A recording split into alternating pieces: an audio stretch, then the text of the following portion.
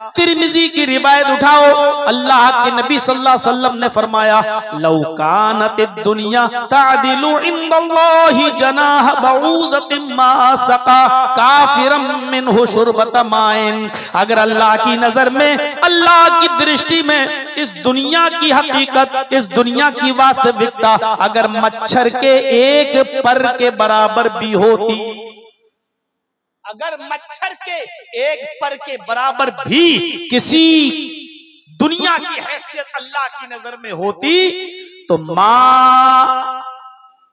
मा सका काफिरम मिन शरबत माइन, तो अल्लाह इस दुनिया से किसी भी काफिर को एक घूंट पानी भी नहीं पिलाता,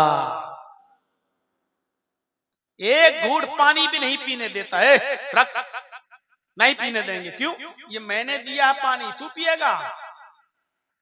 गैर के सामने माथा टेकने वाले और गैर को अपना रब समझने वाले, गैर के सामने सर झुकाने वाले, गैर को मुख्तारे कुल समझने वाले, तेरी हैसियत है कि तू इस जमीन से एक घूंट पानी पिए?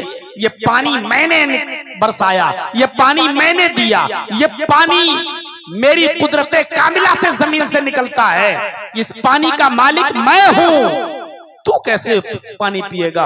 मच्छर के पर के बराबर भी नहीं है। पानी थोड़ा गर्म पानी मंगा के रखिएगा। यूपी की ठंडी खा के आया हूं भाई। आज 26 जनवरी थी, फ्लाइट का टिकट देख रहा हूं तो पता चल रहा 17,000 का, 18,000 का।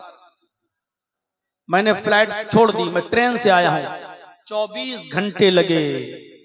वो दुर्जियाना एक्सप्रेस, कौन सी एक्सप्रेस होती है वो, अच्छी गाड़ी समझ के मैं बैठा, और वो भी बनारस आने के बाद वो भी 6 घंटा लेट हो गई रास्ते में, इतना कोहरा था। तो थोड़ा गर्म पानी मंगा के रखिएगा, जब भी जरूरत पड़ेगी। अभी तो वैसे तो पीता नहीं हूं, लेकिन आज पीना पड़ेगा लगता है।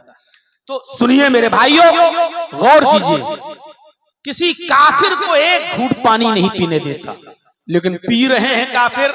इसका मतलब क्या है? अल्लाह की नजर में दुनिया की कोई हकीकत नहीं है। खाओ, बल्कि काफिरों को और ज्यादा दे रहा है। मुसलमान बहुत जल्दी घबरा जाता है। मौलाना 5 वक्त की नमाज भी पढ़ता हूं, तहज्जुद भी पढ़ता हूं, फिर भी अल्लाह मेरी सुनता ही नहीं है। तो ये काफिरों को देखो, अल्लामा इकबाल भी शिकवा कर गए, काफिरों को मिले हूरो कसूर और मुसलमान को फकत वादे हूर। शिकवा में उन्होंने कहा है, हालांकि बाद में उसका जवाब दिया था उन्होंने, मुस्लिम आई हुआ काफिर तुम मिले हूरो कसूर, तुम में कोई हूरों का चाहने वाला ही नहीं, जलवे तूर तो मौजूद है मगर मूसा ही नहीं। बहुत जल्दी आप घबरा जाते हैं कि अल्लाह कुछ दे ही नहीं रहा है।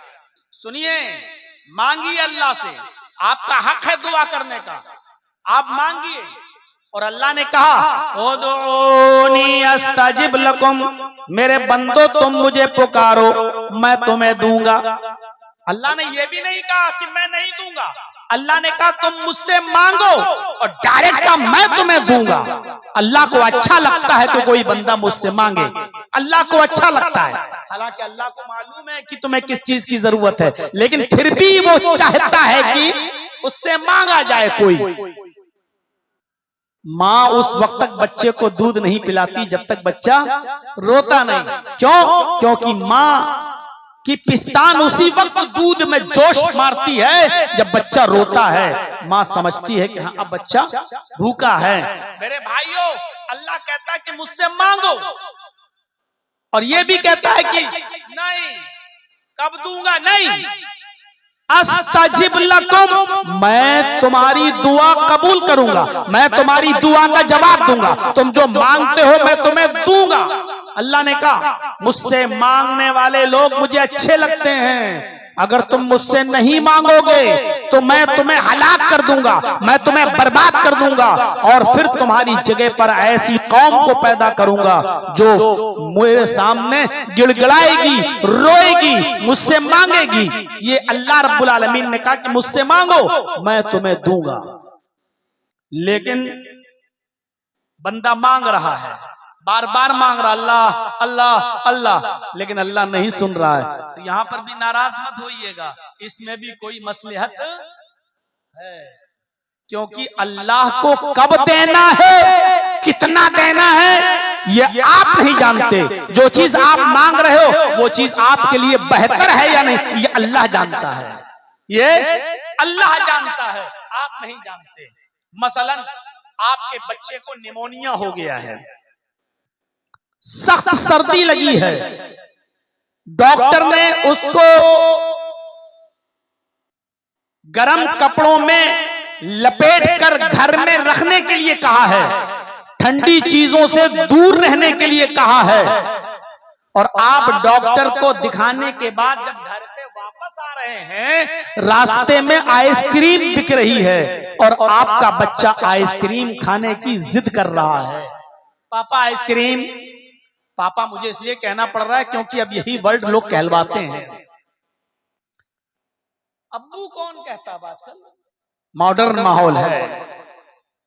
लेकिन ये सिस्टम समझ में नहीं आता है कि चाचा की बीवी को चाची कहेंगे, नाना की बीवी को नानी कहेंगे, दादा की बीवी को दादी कहेंगे, काका की बीवी को काकी कहेंगे, लेकिन पापा की बीवी को पापी नहीं कहेंगे। ये समझ में नहीं आता है।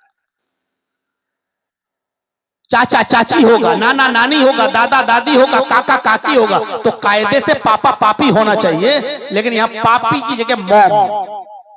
मॉडर्न माहौल है, मम्मी से मॉम, अब अम्मी से पहले मम्मी हुआ, अब मम्मी से मॉम हो गया, ब्रदर से ब्रो हो गया। शॉर्टकट का जमाना है, शॉर्टकट, इसीलिए लड़कियों के कपड़े भी घट घट के घुटनों से ऊपर आ गए। शॉर्टकट का जमाना है मेरे भाइयों। तो अब आपका बच्चा जिद कर रहा है, पापा आइसक्रीम आइसक्रीम।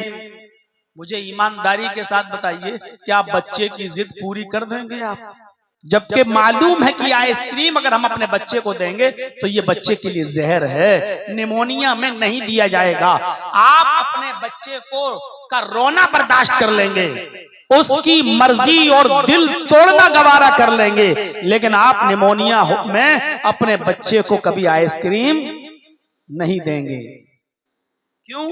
क्योंकि आप जानते हैं ये बच्चा नहीं समझता है, ये तो जिद करेगा, लेकिन हम इस बच्चे को आइसक्रीम नहीं खिला सकते, क्योंकि मेरा बच्चा आइसक्रीम खाने के बाद और बीमार हो जाएगा, और बीमारी अगर ज्यादा बढ़ गई तो डॉक्टर भी कंट्रोल से बाहर समझते हुए हाथ उठा लेगा।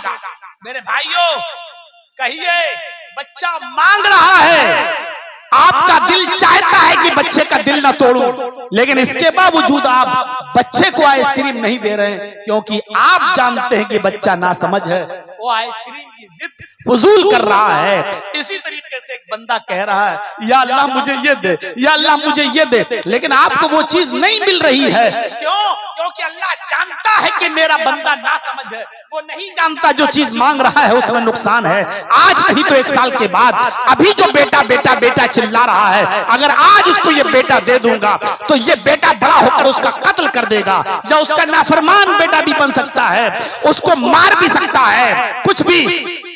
हम अपने बंदे की दुआ आज नहीं सुनेंगे। मेरे भाइयों, अल्लाह बेहतर जानता है, अगर वो नहीं दे रहा है तो इसमें भी उसकी मसलहत है, उसकी हिकमत है। अगर वो नहीं दे रहा है और वो चीज हमें नहीं मिल रही है तो हमें अल्लाह से नाराज नहीं होना चाहिए। क्यों? क्योंकि ये अल्लाह बेहतर जानता है कि हमें देना चाहिए कि नहीं देना चाहिए। कभी कभी जरूरत से ज्यादा मांगते हैं,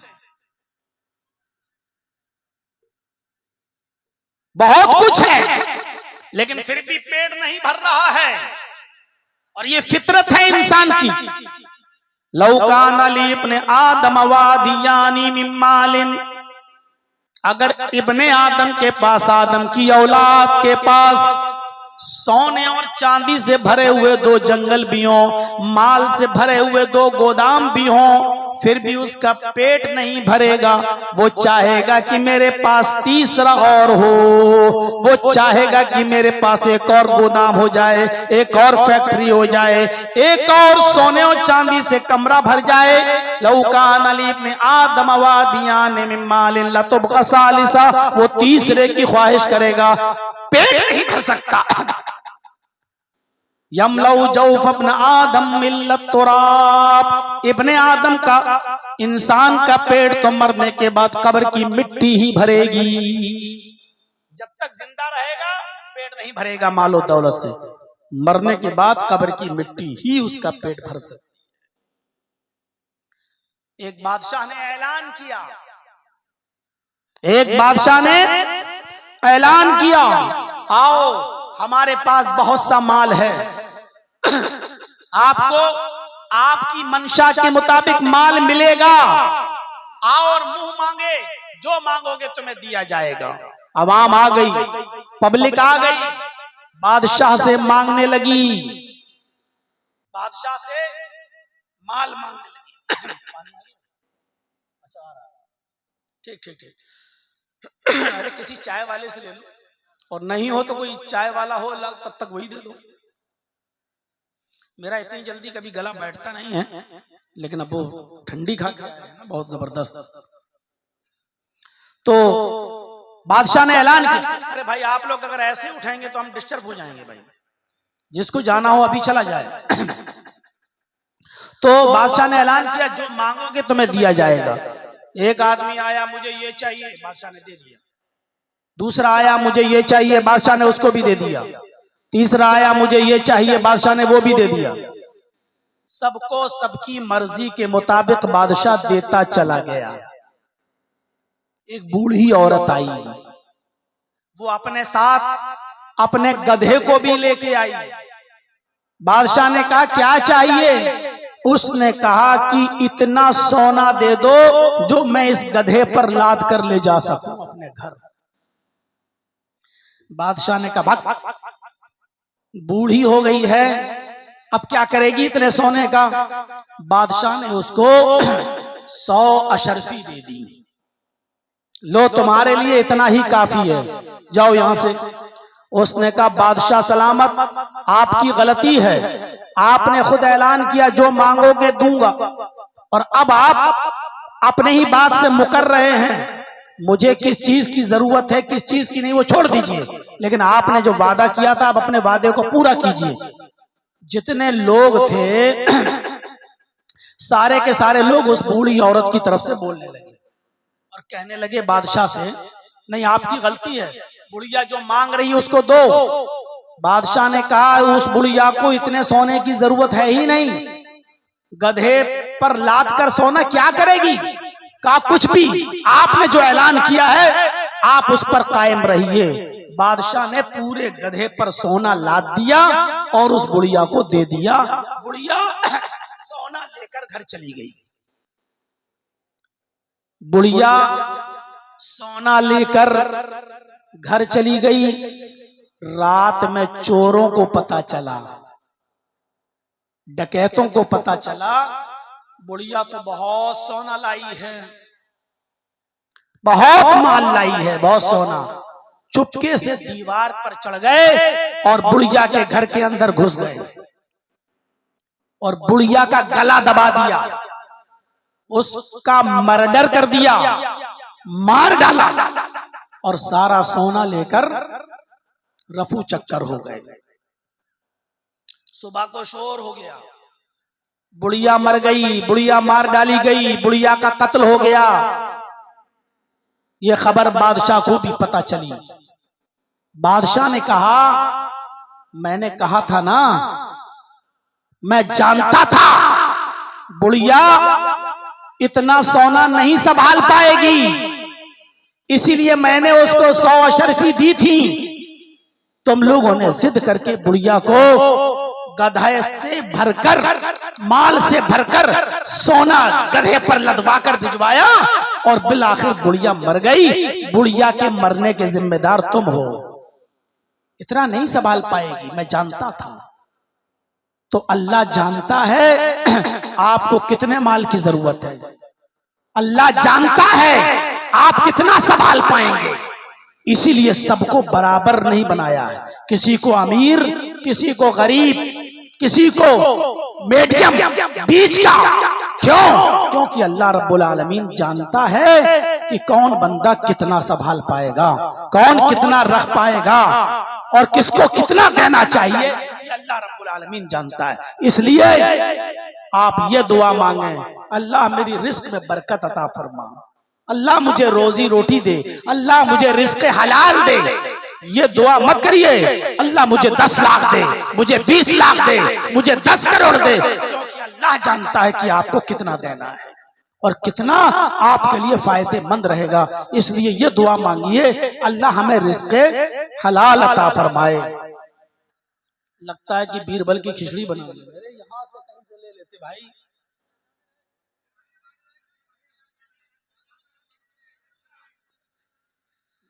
लाइए नॉर्मल पानी दीजिए, ठंडा होगा तो और जल्दी बैठ जाएगा गला हमारा।